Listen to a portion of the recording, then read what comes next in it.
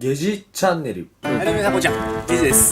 で、今回ね、このね、ドライアイス入ってるペットボトルと、ちょっと大きい90センチ、約90センチぐらい膨らむそうなんですけど、こちらの風船使ってね、お湯今準備して、ドライアイスの蒸気で風船膨らませ爆発させたいと思います。では、早速やっていきたいと思います。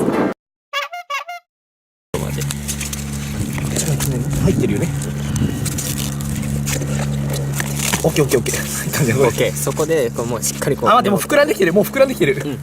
さあ、いきます。3、2、1、ゴ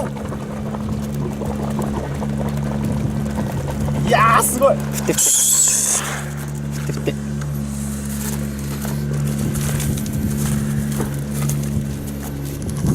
お湯。うわー。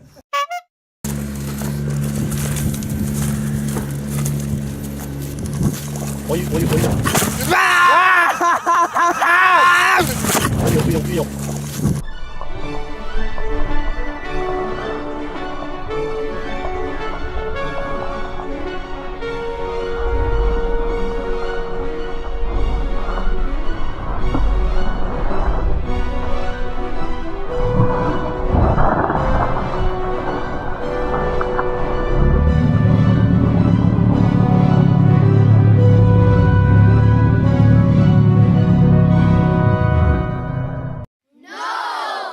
処理。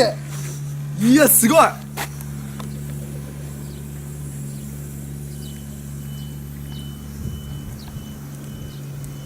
りがとうございました。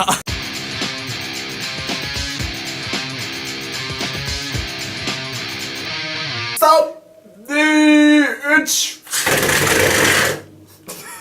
シュールだな。